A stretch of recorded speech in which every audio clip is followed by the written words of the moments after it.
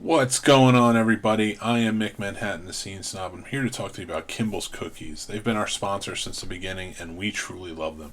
They make custom cookies for every special occasion or holiday that you can think of. So order today, and you can order in sugar cookie, you can order chocolate. They have gluten-free options. They take care of you, and they're designed with love. I can tell you that for a fact. So check out Kimball's Cookies on Facebook, and when you order, use promo code SNOBS, and they'll give you 10% off your order. Thanks.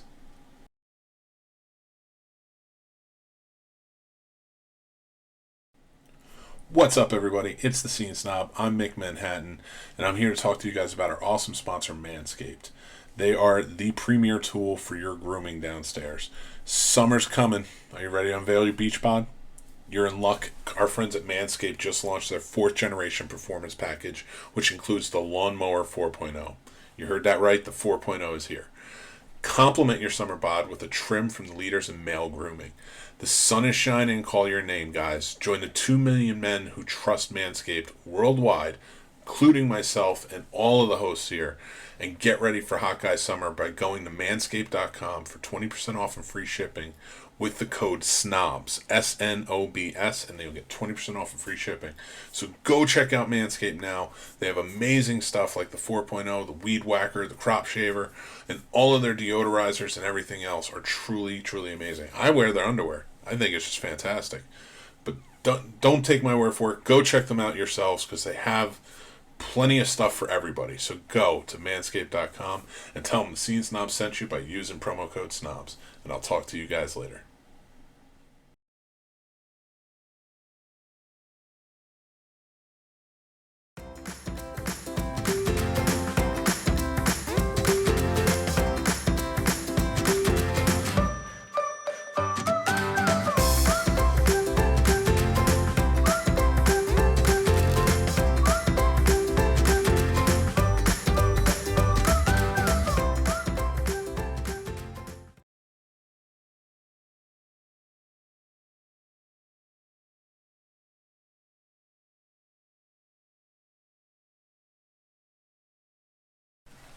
Welcome to the Season Podcast. I'm Season Junior. Don't forget to like and subscribe.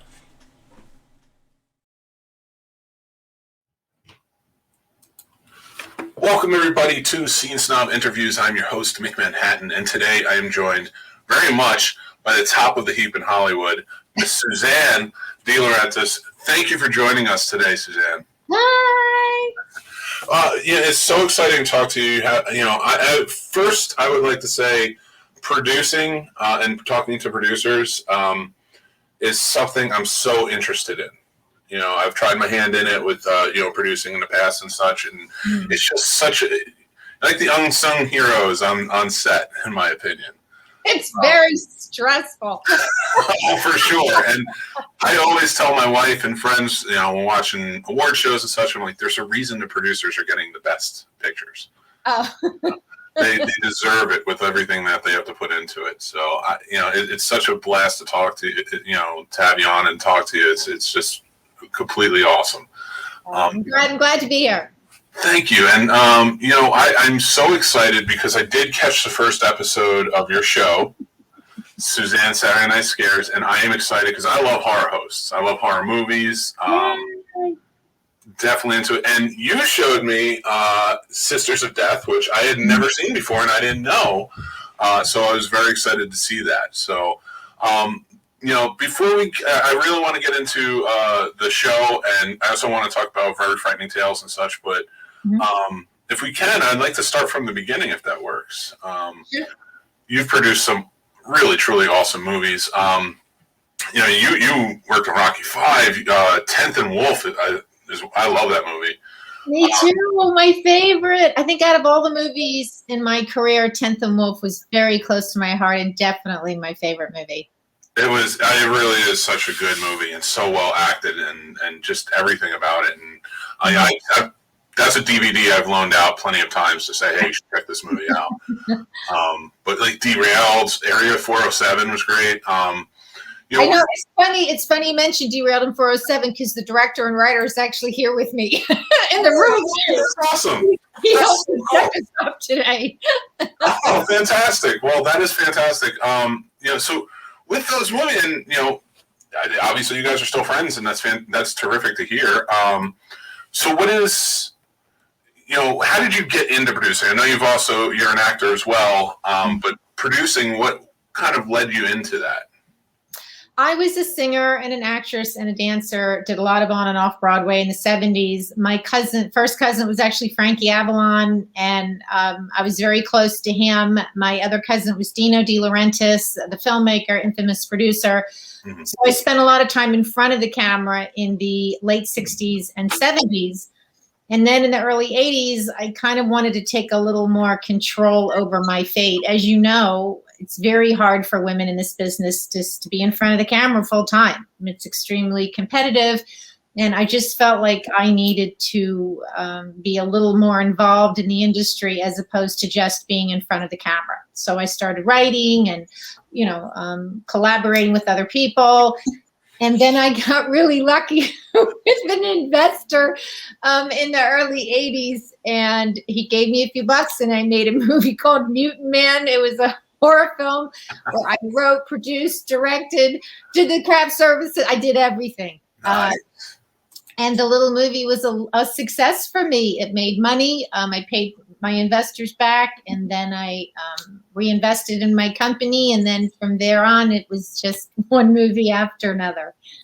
Oh, well, now I know I have to go check out Mutant Man. Yeah! I got to see it now. I'm a horror fan. Through. It's kind of if you're a horror fan, you'll get a kick out of it. It's somewhat of a, how should I say, kind of like a Attack of the Killer Tomatoes sort of kind of thing. But yeah, those films were really popular in the early 80s. So that was kind of my launch into producing and directing, and then it just kind of snowballed into another movie and another movie and another movie. And oddly enough, in the last year, Dale Fabrega, my director, we have been so busy in the last year doing one horror film after another. So. And so now with horror and, the shows and, the movies that you've done, what draws you to horror? I mean, I know having Dino being your cousin is, that's a big, horror connection. Right. But for you, what draws you to those stories? That's a good question. I've also done dramas and comedies and musicals. I've even done a Christmas movie. I've pretty much done a little bit of everything, but I think horror was more close to my heart. Where are you from? Are you originally? Well, originally, actually, it's funny. We're both from New Jersey. I'm from Jersey City. You're kidding? Okay. Well, then you're probably a lot younger than me. But there was a show called Dr. Shock that was out of Philadelphia. I remember Dr. Shock. That and Dark Shadows in the 60s. Oh my God, forget about it. I would run home from school every day to catch Dark Shadows at 3 p.m. And then I would get up early on Saturday mornings to watch Dr. Shock at 9 a.m. So the 60s for me were big horror stuff that I was, so addicted to do and couldn't wait to see it. So I think that sort of got me into the horror realm. I'm so happy to hear that, especially with Suzanne Saturday Night Scares, because I love horror hosts. I know Dr. Shock, Zachary was a big one. And they did, when I was a kid, they were all reruns, but they did the Saturday night. You got to see them. Right. It was such a big event, and then Joe Bob came in with his drive-in and Monster Vision. So, and then they went away for too long. Mm-hmm. And there's like a generation now just kind of refinding what horror hosts were. Right. And I love it. That's why when I saw that, I was like, yes. And your publicist had sent me the episode, but then I saw it was on Amazon. I'm like, well, I'm going to go, put it out there so we can definitely get more. And I have not watched the second episode yet, but I am definitely looking forward to it. Oh, you'll love Messiah of Evil. It's really good. Yeah, and I plan to. Again, I'm one of those guys who's like, all right, got to watch this on a Saturday night because that's when you did this stuff. Right. Right. So I am definitely excited for that. And your interview with Morgan Fairchild was fantastic. Oh, she was so awesome and so much fun. And, that was all during COVID. So we couldn't actually, I had Morgan Fairchild on the first episode, and then Laura Parker from Dark Shadows is on the second episode. Oh, nice. And unfortunately, they wouldn't come into the studio because of COVID, and we couldn't go to them because of COVID. So Dale, the director, and I were trying to figure out what to do. So he just said, let's just interview them over Zoom, and we'll put them in the crystal ball, or we'll put them in the mirror. So I love that. I love the mirror effect, because I figured it was because of COVID. Yeah. You know, but I mean, you turn a negative into a positive, and it was so fun, and it adds to, of course, the element. So it's a fantastic job. Thank you. You know, as a horror fan, to watch stuff like that, because it adds those layers of, like, you care. You want to add the ambience to what you're doing. And, you know, so I enjoyed it. And, you know, how was it talking to Laura Parker? I haven't seen the interview yet, but I mean, to be a fan of Dark Shadows and have her on the show. Oh, I was totally enamored with her. When our casting director, Craig Capombasso, called me and said, oh my gosh, guess what? I got Laura Parker. I was just thrilled. Because, again, I was a huge fan of Dark Shadows and a huge fan of hers. And her story, and I don't want to spoil it, but her story was just fascinating about how she got that role. It was the first thing really she had ever auditioned for, and it made her a star. And just all the craziness about shooting it. And, you know, the show was really ahead of its time. There was really nothing else like it. And there really hasn't been anything else like it since then. So... No, yeah, I that's one thing that I always loved, and I remember when they brought it back in the '90s. It wasn't the same for me, but it was very good. And I'm glad they brought back the cast and continued the storylines. But for me, like a show like that, where you had the monsters and you had the Addams Family and such, which was comedic. And don't get me wrong, I love them. I've never heard of them. But now to have a dramatic turn with the supernatural, you know, for the '60s, that's such a odd time to have something like that, but it was so well done. And it was so scary too. Oh my God. For the 60s, having, you know, vampires biting people's necks and blood and, you know, stabbing people in the heart with stakes. It was a big deal for them. Like I said, most kids in my neighborhood weren't allowed to watch it, but I was really lucky. My parents, you know, they were okay about me watching it, but yeah. Yeah, especially for content like that in the movies at that time, which mostly drive-in movies. Yes. So to see it on TV, like, but it was such a hit too. Huge. Oh, huge. Yeah.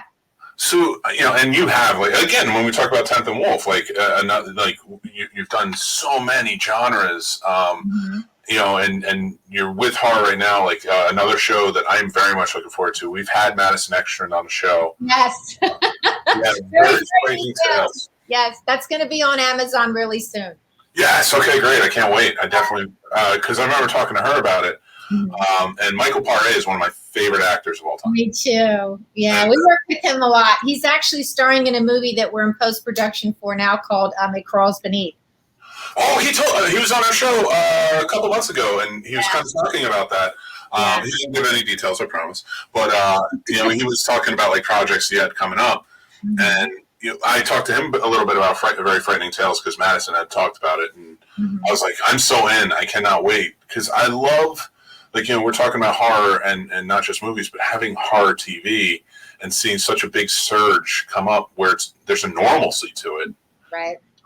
It's so great to see things like that. So I'm very much looking forward to that show as well. Yeah, it's a really good movie. It's really scary. I cannot wait. Did Dale direct that as well? Yep. And actually and we just wrapped on another horror film called Reed's Point about the Jersey Devil. Yes! Yay! And Madison is actually in that one too.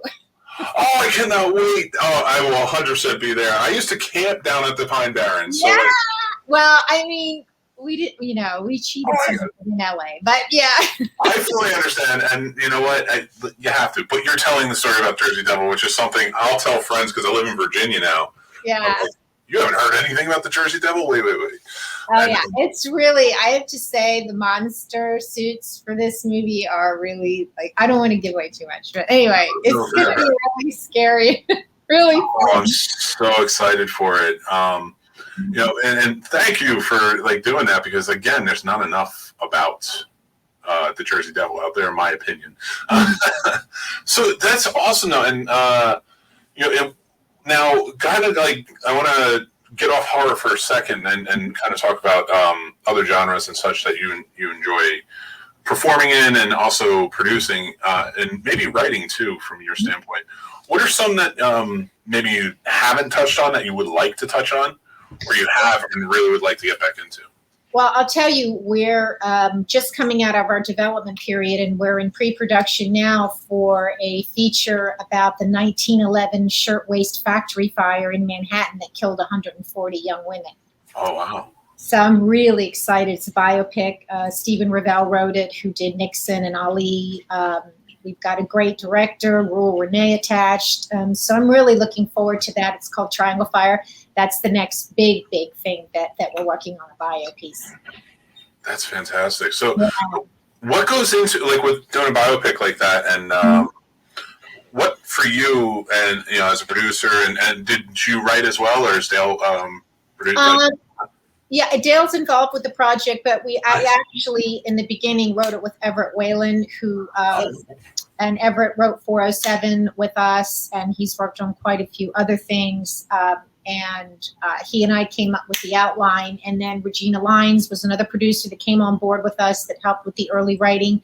And then from there, we took it to Stephen Revell, and then Steve came up with the first draft. Then we had Tricia Aryuran, who came in and did some additional writing. So it was really a collaboration of a team. And I love that, and I love hearing collaborate. And again, with a biopic, I'm sure this is such a tragedy.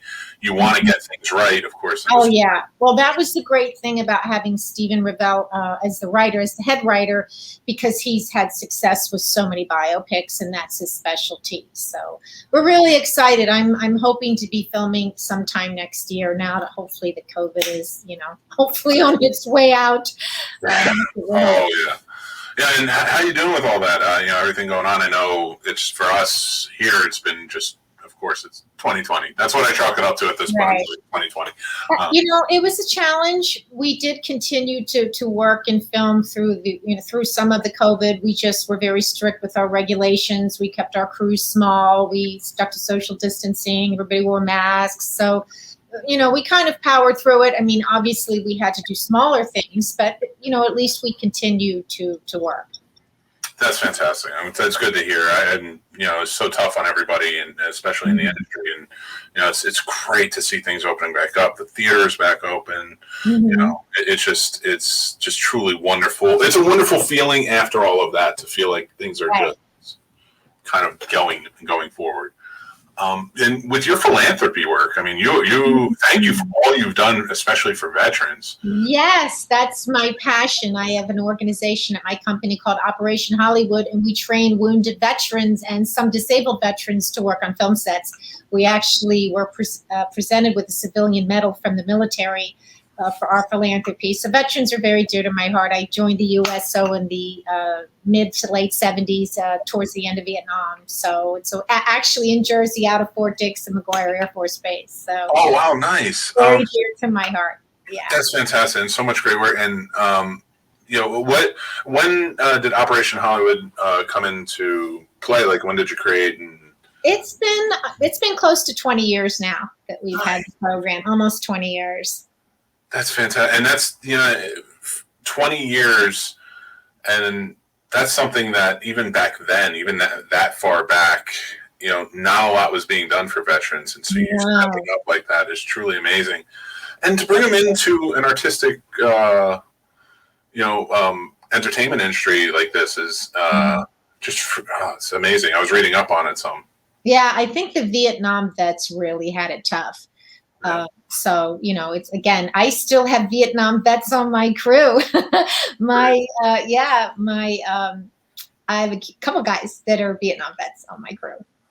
That's wonderful. And so with something like that, is it something that people can give to? Like, if I put up the website, can they go and donate and to help out in any way? Or, well, you know what they can do? We do an event every year. to benefit veterans. We usually have it around the Oscars. We just finished one. We were so lucky to be able to do it just towards the tail end of COVID. So every year we do an event. Like I said, it can be around the Emmys, around the Oscars. We have a big gifting suite and we give out awards to veterans. It's a black tie event, so to raise awareness for them. So we do that every year. So when we get close to another one, I'll let you know. And if people want to buy tickets and come or be a part of it, that would be great. That would be wonderful. Absolutely. Happy to help in any way that we can, for sure. So, with, everything going on, you have a lot in production, getting ready right now with pre-production, and, I cannot wait for Reed's Point. How do you keep up with so many projects as a producer, and also just on all, wearing all hats? How do all of you, just kind of, I guess, buckle down and it's like, okay, I have this in post-production, I have this in pre-production. Where did you kind of change the mode and everything? Well, I'll tell you the secret to my success of that. I don't have children, I'm single, and I don't sleep very often. All right, yeah, that makes sense. With especially the no sleep, I get that. But it's because of the children I don't sleep. So I don't get anything done. No, but that's fantastic. And so with Triangle coming out, Triangle Fire coming out, and Reed's Point, and the one I wanted to ask was The Cop Who Would Be King. I was kind of reading up on it, and I was interested to hear more about it if you can tell us. I really can't say too much now. That's still in the early development stages. But Steve Revell did write the script as well. So I'm excited for that. I'm an EP on that, and we should be hearing more about that hopefully in the next year. Oh, that's so awesome.